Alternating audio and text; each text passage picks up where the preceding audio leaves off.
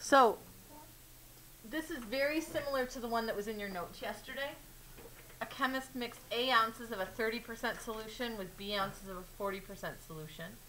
Final mixture contained 18 ounces of chlorine. So how would you write how much chlorine was in that first mixture? Go ahead, Olivia. 0.3 times what? Because it's 30% of... Oh, this is the weird... I remember this worksheet from last year. I crossed that out and made my own line. Yeah, there's a weird... Yeah, you actually don't need this line. Okay, so it's 0.30, so 30%, but how do you show that it's 30% of the solution? A. So 0.30A. Wait. Yeah. Okay, isn't that one for 3B?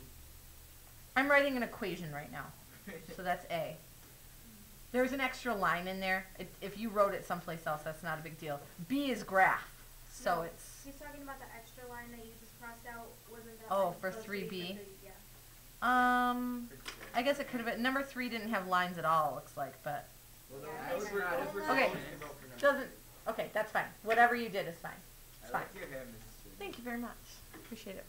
Okay, now how do I show how much chlorine I have in solution B? 0.4B, right? 0.40B. Okay, so this is how much chlorine I have in mixture A. This is how much chlorine I have in mixture B. What do I want to do with those two things? Add Add them.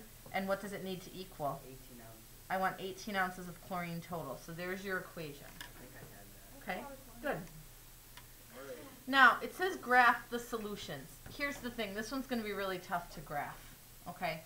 I'm going to show you a way to graph it that technically you haven't learned yet. It's actually on the Thursday when we talk about intercepts. Actually, Thursday and Friday. You're going to learn how to graph something like this. We haven't really done that yet. So for you to graph it, you would have had to like make up points. You would have had to put numbers in for A and solve for B, and it's complicated. So just follow me through this, and I promise I'll teach this to you more in depth later on. I need to find at least 2 points on this equation. What's the easiest number to plug into an equation like this? 0, because 0 is going to cancel stuff out. So I want to find some coordinates that would work for A and B, some different combinations of A and B. So first I'm going to try letting A be 0. Okay? Watch what happens when A is 0. This would cancel out, right? Yeah. Does that make sense? That 0.30 times, yeah, 0.30 times 0 would cancel out, and so I'd be left with 0.40b equals 18. And then you would divide, yep. Okay, so 18 divided by 0.4 means if I had none of solution A, I would need 45 ounces of solution B. Where do you get the 0? Okay. You plugged I could have picked anything I wanted. Okay, I'm looking for, what I need are 2 coordinates that are somewhere on this line. So I can pick anything I want. James, can you stop playing with the lamp? Thank you. Good job, Dave. I can pick anything I want. 0 is the easiest thing to plug in because it's going to make stuff cancel out. Okay? So now, what else could I do? How could I get 1. another coordinate? Plug in 1. I could, if I wanted to. Plug in 0 for B. Yeah, let's plug in 0 for B and find out how much I would need for A. So if I plug in 0 for B, I'm going to be left with 0.30A equals 18. And then let's divide. So 18 divided by 0.3 is 60. So that means if I only had solution A and none of solution B, I would need 60 ounces of solution A. Now, can I graph these as ordered pairs? Yes. Yes, I can. And is that enough to get a line if I just graph those 2? Yeah. So let's get these on our graph. I'm going to make this like my A's and this like my B's. It's sort of like X and Y, but and let's see, how should I count? 15. I think I'll actually count by tens because I want to get to 60 in either direction. So 10, 20, 30, and so on, 10, 20, 30, and so on. Etc.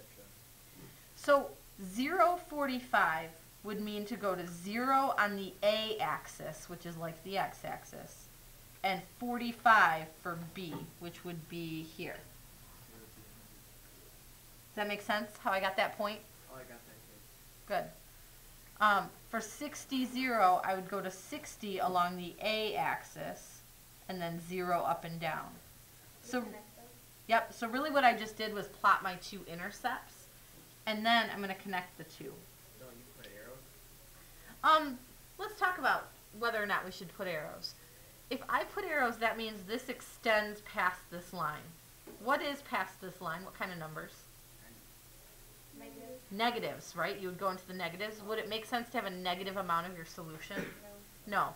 So this is one where we can connect, because it is possible to have like 2.4 ounces or 3.7 ounces or something like that. But I wouldn't go past the first quadrant because you don't want any negative values in there. So that's how I would graph my solutions. And then it says give 3 pairs of integer values for A and B that satisfy the equation. Well, look right here. By the way, integers mean like whole numbers. You don't want decimals. Okay, so integers are whole numbers, no decimals. Isn't this 2 pairs of integers right here? Yeah. So there's 2 of the 3. So you could have 0 and 45. You could have 60 and 0. And then what I would do is look at your graph and look for a place where it looks like your graph crosses right at the corners of the grid. Do you see anywhere on your graph that looks like it crosses right on, like exact numbers? 30 and 20. Yeah, I think probably here. Okay, but we should check that. All right, so the way we check that is we say, okay, this would mean A was 20 and B was 30. So let's plug those in. If we're going to make A 20, let's do 0.30 times 20 plus 0.40 times 30. Can someone type that in? Did you get 18? Olivia, you already typed it in? Perfect. Okay, so that means this is another one of our pairs, so 20, 30 would work. That make sense? Yeah. Okay. Now, for D, it says if 18.6 ounces of the 40% solution, I'm just looking at that, is that 18.6 A or B? B. B. How do you know? It says of the 40%. Okay, and the 40% solution is your B value.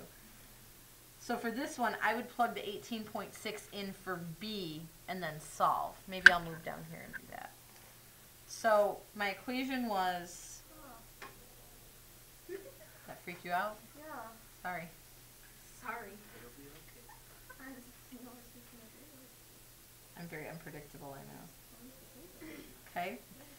18.6 is going in for B. I'm not a savage. Don't be savage. No, savage is a good thing. You're savage. I don't know about that. Yeah. Stop. Okay. I'm teaching the Jenison community. Okay, Tyler. Okay, so I plugged 18.6 in for B. 0.40 times 18.6 gives me 7.44. So now I have 0.30A plus 7.44 equals 18. Where to from here? Subtract 7.44. Okay.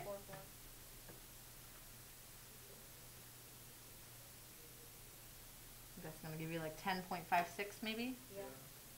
I'm just doing it in Magic. backwards. You're amazing. So 0.30A equals 10 point, I can't do this one in my head though. Divide by 0.3, 35.2. thank you. Divide by 0.3. That's the answer for D. Yes. What did you say, Olivia? I'm sorry. 35.2. 35.2. And so that would be your answer for part D. Okay, how many ounces would be needed of solution A? You would need 35.2 ounces. Tyler. Wow. Oh, where did fingerprints come from? Oh, I'm gonna talk about that right Can you now. go over number 2? Number 2, sure.